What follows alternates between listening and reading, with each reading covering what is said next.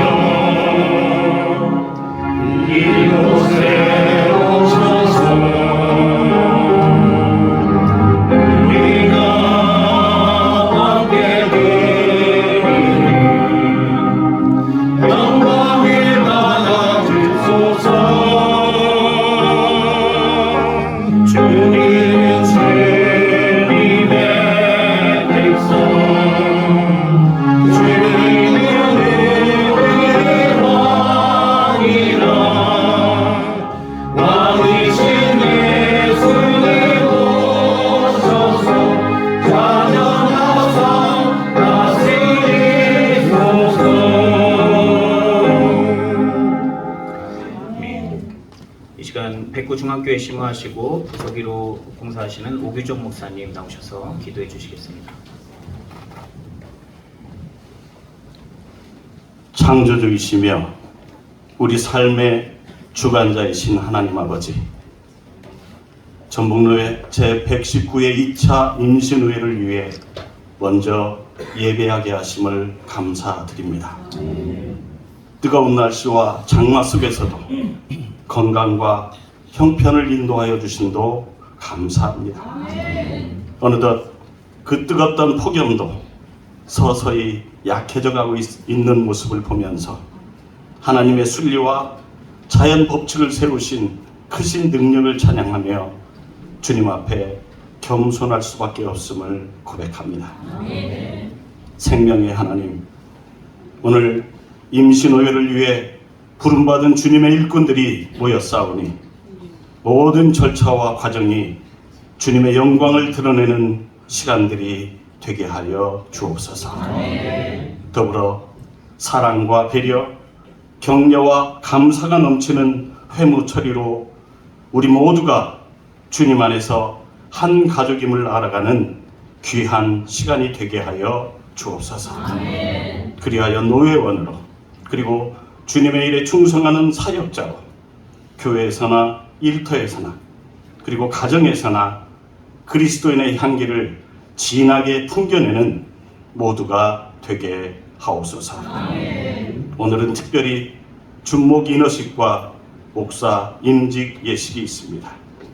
임직받는 세 분의 목회 여정이 시작되는 복된 날, 이들의 목회 여정이 하나님의 어루만지심으로 일평생 주님과 동행하게 하시옵고 모세와 같이 겸손하게 엎드리는 신앙의 모범을 보여 만나는 모두에게 하나님의 영광을 드러내게 하여 주옵소서.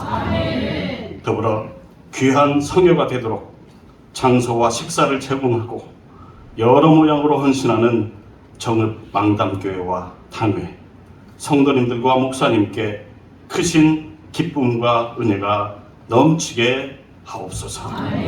그리하여 더욱 부흥하고 모두가 행복한 교회가 되게 하여 주옵소서. 제 119회 길을 이끌어 가시는 노 회장님과 임원들에게도 지혜 주셔서 모든 회무를 잘 이끌어가고 회원 모두를 잘 섬기게 하옵소서. 이 땅의 메시아로 평화의 왕으로 오신 예수님의 이름으로 기도드립니다. 아멘.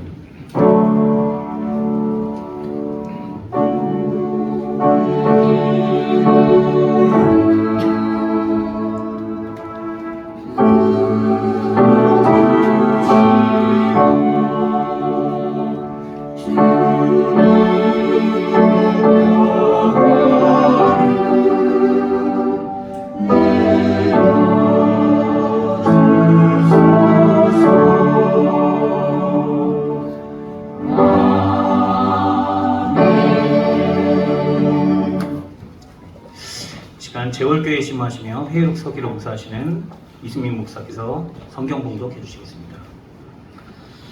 오늘 시간 저희가 함께 나눌 말씀은 복음서 마가복음 8장 22절에서 26절까지 말씀입니다. 베세다의 이름에 사람들이 맹인 한 사람을 데리고 예수께 나와 손대시기를 구하거늘 예수께서 맹인의 손을 붙잡으시고 마을 밖으로 데리고 나가사 눈에 침을 뱉으시며 그에게 안수하시고 무엇이 보이느냐 물으시니 쳐다보며 이르되 사람들이 보이나이다. 나무 같은 것들이 걸어가는 것을 보나이다 하거늘 이에 그 눈에 다시 안수하심에 그가 주목하여 보더니 나아서 모든 것을 밝히 보는지라. 예수께서 그 사람을 집으로 보내시며 이르시되 마을에는 들어가지 말라 하시니라. 아멘.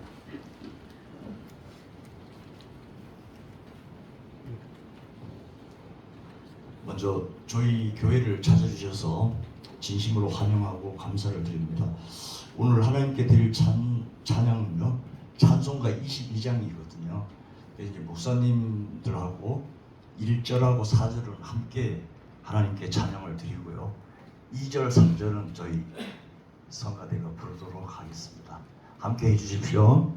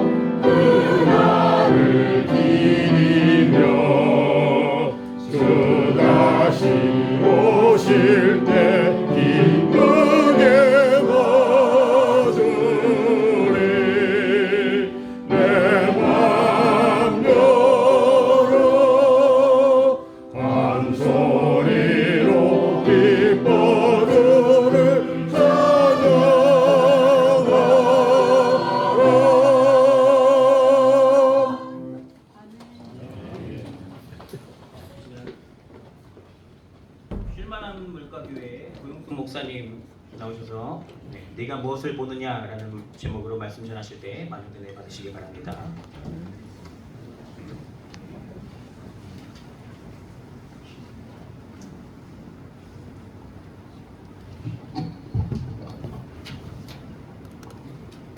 말씀을 전하기에 앞서 부족한 저를 이 자리에 세워주시고 말씀을 전할 수 있도록 인도하신 하나님께 감사와 영광을 올려드립니다. 사실 목회 경력도 일천하고 모든 면에서 부족한 제가 이렇게 훌륭하신 목사님, 장로님들 모신 이 자리에서 말씀을 전한다는 것은 어쩌면 어불성설이요 언어 도단이라고 생각합니다.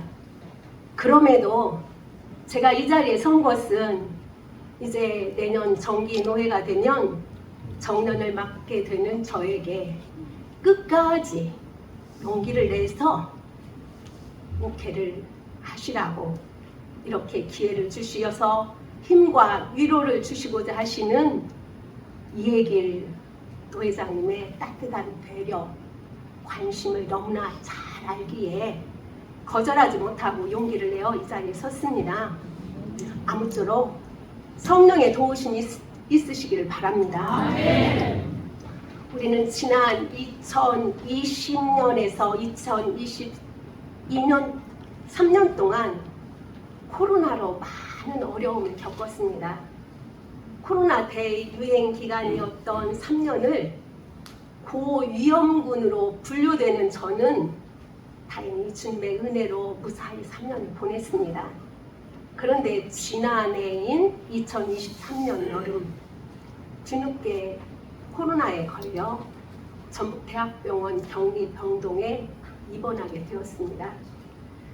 병실에 누워 하얀 벽을 바라보는데 그 하얀 벽면에 동그란 시계가 하나 걸려 있었습니다. 무심코 그 시계에 쓰여 있는 문구를 본 순간 저는 가슴이 쿵 하는 큰 울림을 느끼게 되었습니다. 그곳에는 사람을 봅니다 라는 글귀가 쓰여져 있었습니다. 아, 그렇구나. 적어도 이 문구를 시계에 새기도록 한 이 병원의 누군가는, 아니 또 그것에 공감하는 사람들은 환자를 돈이나 물질로 보지 않고 사람으로 보겠구나. 그런 결심이 섰구나. 아, 감동이다. 그러다가 내 마음에 들리는 소리. 그런데 너는 무엇을 보느냐? 그 이후 성경에서 계속 묵상한 말씀은 내가 무엇을 보느냐 였습니다. 가장 먼저 떠오른 본문 말씀을 중심으로 저는 오늘 말씀을 전하겠습니다. 내가 무엇을 보느냐? 하나님은 선지자들에게 가끔 그렇게 물으셨습니다. 예레미야서 1장 11절 상반절, 여호와의 말씀이 또 내게 임하니라 이르시되 예레미야야 내가 무엇을 보느냐 하시매, 또 스가랴서 4장 2절 상반절에도 그가 내게 묻되 내가 무엇을 보느냐 내가 대답하되 라고, 그리고 아모스 7장 7절 상반절에도 여호와께서 내게 이르시되 아모스야 내가 무엇을 보느냐 라고 물으셨다고 합니다. 하나님은 오늘 우리의 시선이 어디에 다 있는지를 묻고 계십니다.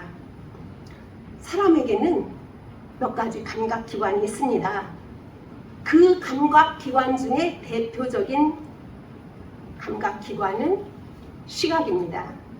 사람은 이것을 통해서 90% 이상의 정보를 얻습니다. 세계와 하나님을 인식하는 그 감각기관들이 특히 시각의 이런저런 이유로 제 기능을 다하지 못하면 정보의 굴절 내지 부족으로 여러 가지 어려움이 발생하게 됩니다. 예수님께서 이 땅에 오신 것은 눈먼 자들을 보게 하려 하심이라 하신 말씀이 누가복음 4장 18절과 요한복음 3장 39절에 명시되어 있습니다.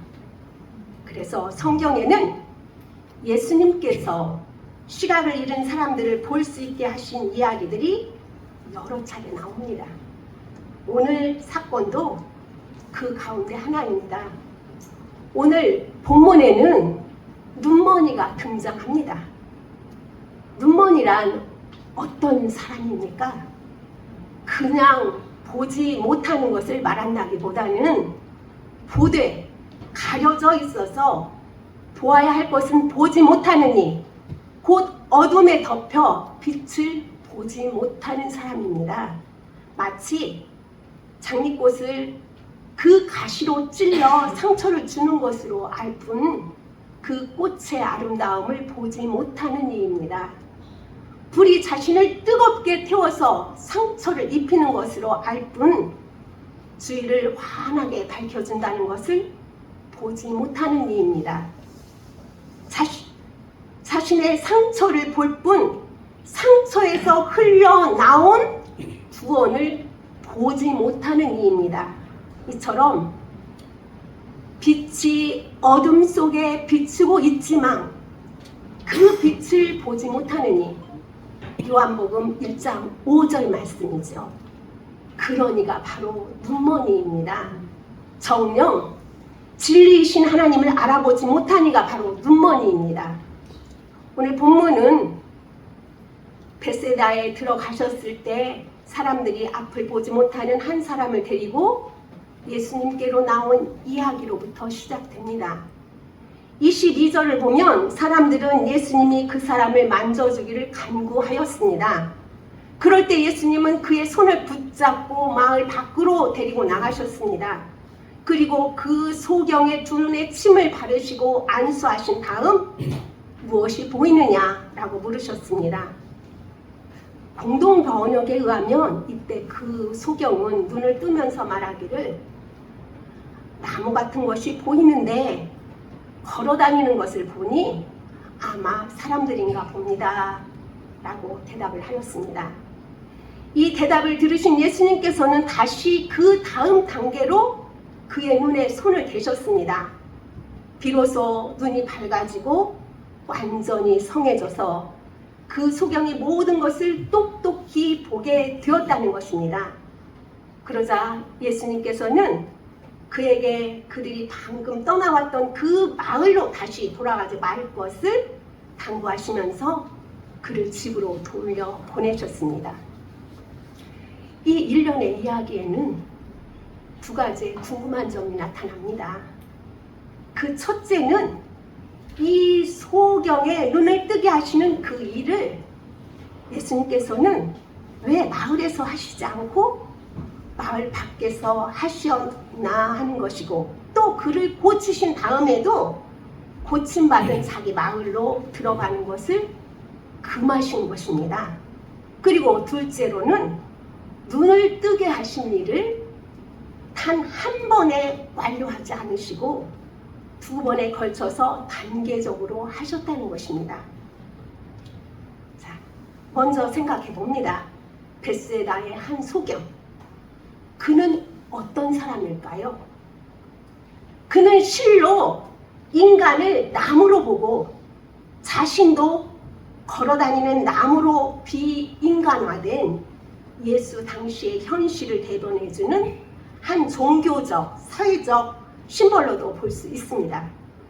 로마의 평화라는 이데올로기의 강요 속에서 살아왔던 유대인들, 그리고 율법주의의 족쇄를 차고 거짓 경건을 살아야만 했던 1세기의 유대인들, 그들은 예외 없이 사람을 나무로만 보도록 강요받아온 사람들이었습니다.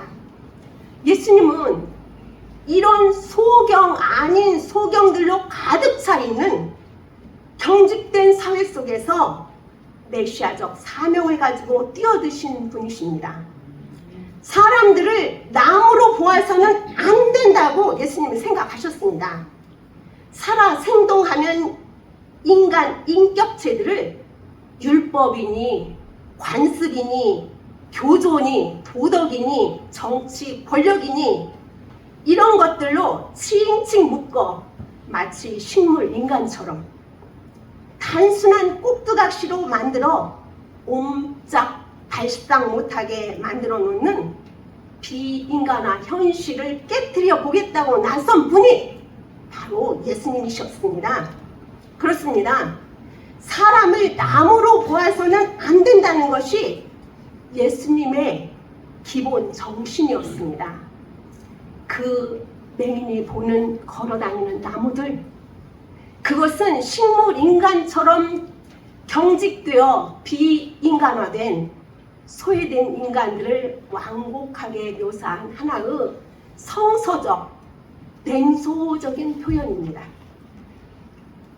비인간화된 사람들, 놀림받고 소외되어 나무처럼 돌처럼 버려진 사람들, 그래도 사람이 양심을 지켜서 살겠다, 이러한 사람들, 그들은 사람이라도 사람 같지 않아서 일종 걸어다니는 나무들 같았습니다. 그러나 저 걸어다니는 나무들, 이른바 비인간화된 나무들이 사람으로 보여야 비로소 우리 사회에는 구원의 희망이 동터온다는 것이 예수님의 하나님 나라 운동의 기본 정신이었습니다. 예수님께서는 소경의 눈을 뜨게 해주신 것도 실제로는 소경의 눈을 뜨게 해주시는 그런 치유 행위도 되겠지만, 오히려 그것은 사람을 걸어다니는 저 나무로만 보는 영적 암흑의 현실을 깨트려서 사람으로 보게 해주는 인간 구원 운동, 인간 해방 운동, 하나님 나라 운동의 일환이라고 볼 수 있을 것입니다. 그런데 이 소경의 눈을 뜨게 하시는 그 일을 예수님께서는 마을 안에서 하시지 않고 마을 밖에서 하셨습니다. 그 까닭은 물론 많은 주석가들이 말하고 있듯이 예수님께서는 언제나 자신의 메시아성을 은폐시키려고 노력하셨다는 것을 나타내는 것이라고도 볼 수 있을 것입니다. 그러나 그 마을은 인간을 철저히 나무로 비인간화시키는 겹겹이 쌓인 사회의 구조적 모순을 지닌 곳의 상징이라고 생각해 봅니다. 베세다는 화 있을진저 고라시나, 화 있을진저 베세다야, 너희가 행한 모든 권능을 두로와 시돈에서 행하였더라면 그들이 벌써 베옷을 입고 제 앉아 회개하였으리라. 마태복음 11장 21절에서 그렇게 책망을 받은 도시입니다. 베세다는 땅을 말하기도 하지만 사실 그곳은 사람들을 가리키는 말이고 그 땅의 문화, 환경을 말하기도 합니다. 좀 더 영적으로 보면 그들이 가지고 있던 문화와 관습에 묶여 있는 마을입니다. 아무리 예수님이 말씀하셔도 보여주셔도 깨닫지 않고 변화되지 않는 곳입니다. 그곳에서 이 사람을 데리고 나오시는 것에서 예수님의 치료는 시작됩니다. 예수님은 그런 곳에서 눈먼 소경의 손을 잡고 나와 걸어다니는 비인간화된 나무를 참 인간으로 인간화시키는 엄청나고도 철저한 인간 변화와 사회 변화 활동을 마을 밖에서 이룩하시고는 눈이 밝아진 이 소경되었던 자를 그 마을로 다시 돌아가지 말고 마을을 피하여 집으로 돌아가게 하셨던 것입니다. 그런데 왜 눈을 뜨게 하시는 일을 단 한 번에 완료하지 않고 두 번에 걸쳐서 단계적으로 하셨을까요? 예수님의 능력이 부족해서였을까요? 아니죠. 예수님은 하나님의 뜻과 세상의 뜻 사이의 이 엄청난 차이, 심지어는 예수님께서 베드로를 향해서 사탄아 물러가라, 내가 하나님의 일을 생각지 못하고 사람의 일만 생각하는구나 라고 하시리만큼 예수님과 당시 유대인 사이에 대립 상충되는 메시아관의 차이, 즉 엄청난 이념적 차이의 깊은 골 때문에 하나님 나라 운동의 발전을 급진적으로가 아니라 단계적으로, 즉 2번에 걸친 과정을 통해서 진행시켜 나갔다고 볼 수 있지 않나 그렇게 생각해 봅니다. 또는 이는 제자들이 제자도를 깨닫는 것이 더디고 점진적으로 일어날 것임을 상징적으로 보여주고자 한 것으로도 보입니다.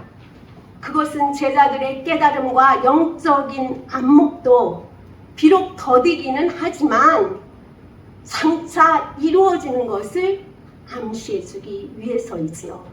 곧 이어서 베드로의 신앙 고백이 이를 증명할 수 있습니다. 주는 그리스도시니이다. 시간이 간 후 결국 베드로는 이 고백을 깨닫고 그대로 살았기 때문입니다. 저는 이것은 또한 우리가 복음을 전할 때에 복음을 받는 이들이 바로 복음을 받아들이지 않는다고 포기할 일이 아니라 다시 전하고 또 전하고 또 전하면 언젠가는 열매 맺게 될 것임을 믿고 용기를 얻게 해주시는 말씀이라고도 생각합니다.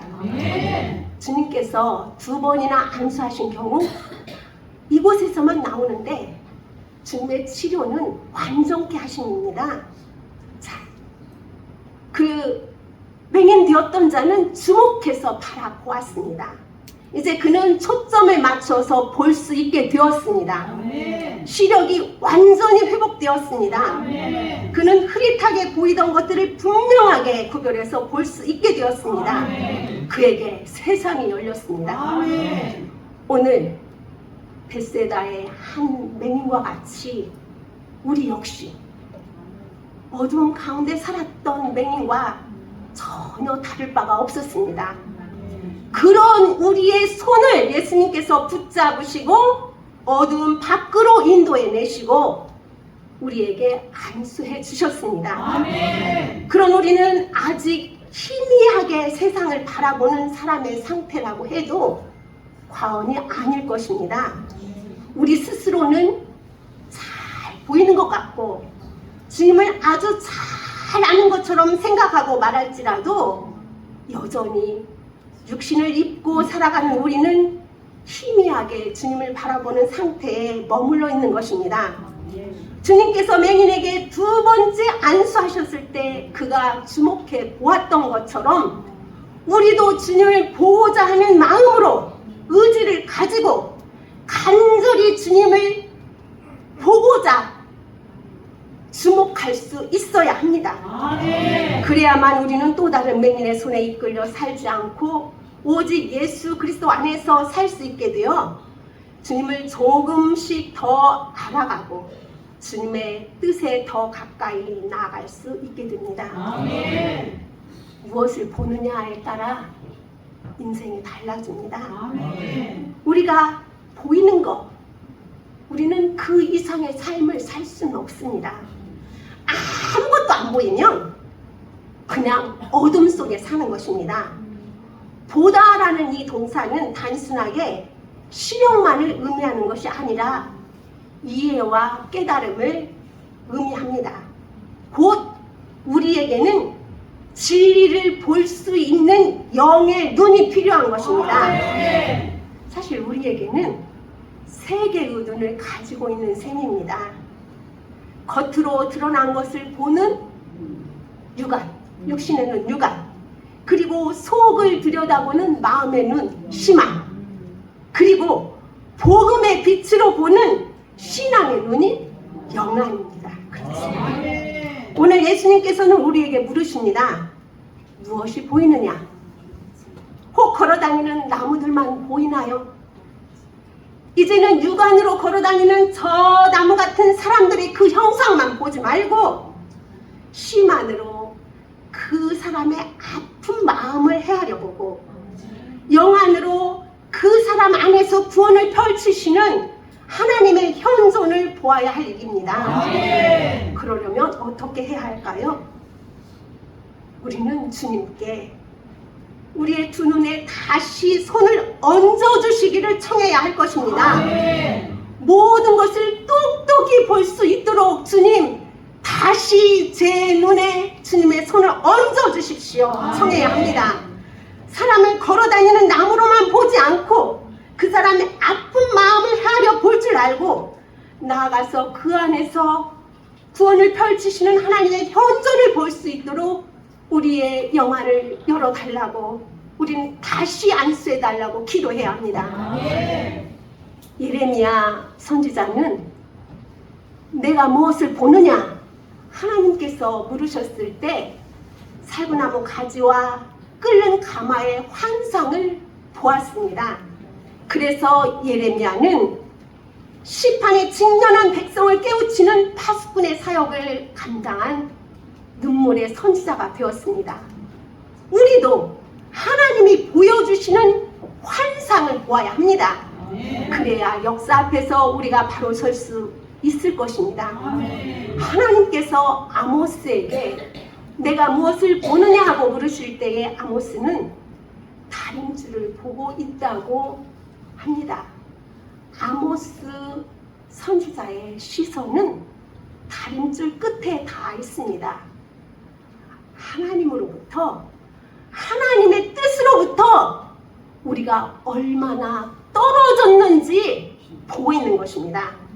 저는 오늘 여러분의 시선이 어디에 닿아 있는지 궁금합니다.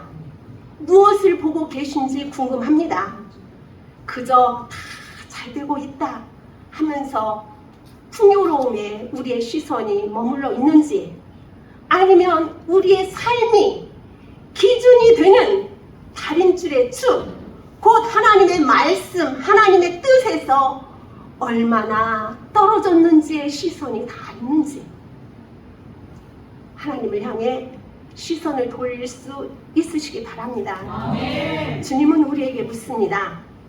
무엇이 보이느냐? 지금 여러분들에게 무엇이 보입니까? 아니, 여러분들은 무엇을 봅니까? 주님의 자녀라면, 주님의 제자라면, 부름받은 그리스도인이라면 주님의 눈길을 따라 주님이 보시던 것을, 주님이 보실 법 하신 것을 우리도 보아야 합니다. 믿음의 주요 온전케 하신 이신 예수를 바라보면서 사시는 우리 모두가 되기를 간절히 축원합니다. 기도하겠습니다. 사랑의 주님, 우리의 잠자는 영을 거두시고 우리의 영을 새롭게 하옵소서. 우리의 영안이 열려 하나님께서 하시는 일을 볼 수 있게 하옵소서. 다시 한번 안수하여 주셔서 우리의 눈이 밝아져 어둠의 일을 떨쳐버리고 생명과 평화의 일을 하게 하옵소서. 예수님의 이름으로 기도하옵나이다. 아멘.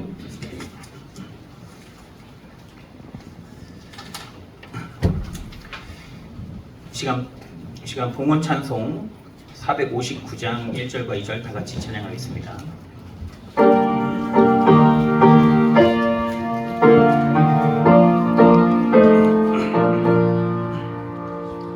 누가 주를 따라 섬기려는가? 누가 죄를 떠나 주만 따를까? 누가 주를 섬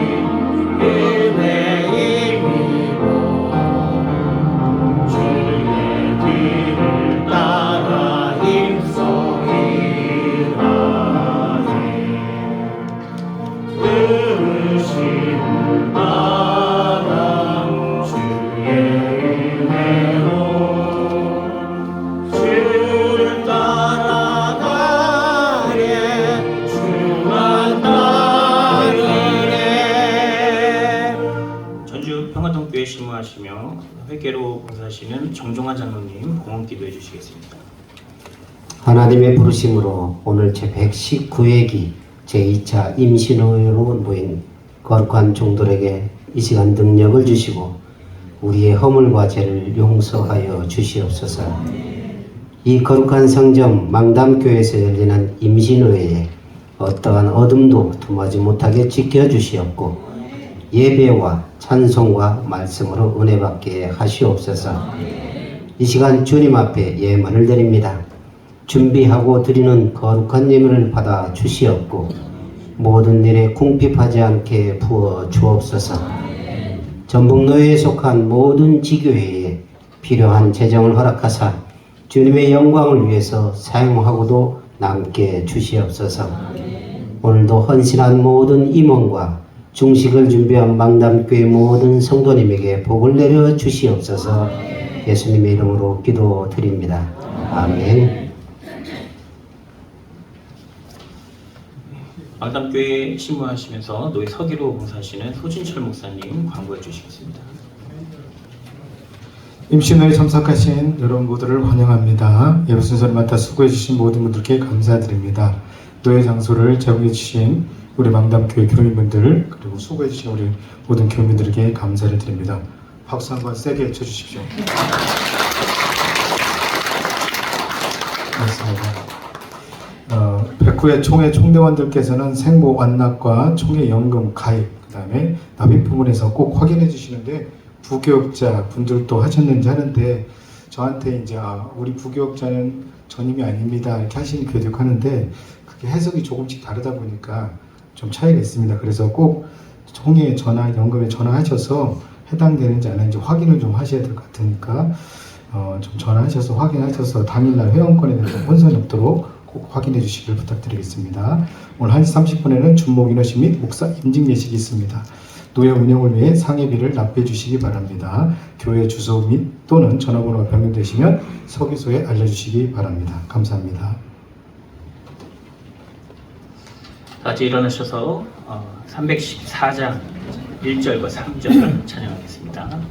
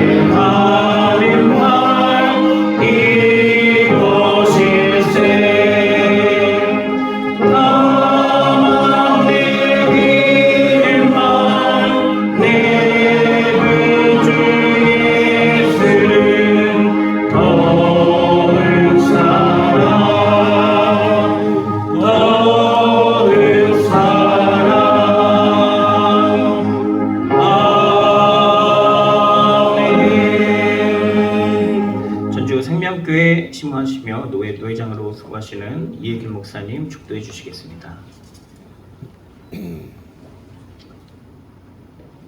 이제는 우리 주 예수 그리스도의 은혜와 아버지 하나님의 그 크신 사랑하심과 성령님의 위로하시고 힘주시고 하나 되게 하시는 역사가 오늘 주님께서 사랑하시는 귀한 종을 통해 들려주신 말씀대로 사람을 돈이나 물질로 보지 않고 그 속에 숨겨진 하나님의 형상을 볼 수 있는 믿음의 눈을 회복해서 각자 서 있는 곳에서 사랑과 정의의 하나님 나라를 확장시켜 나가는 그리스도인의 사명을 다해야 되겠다.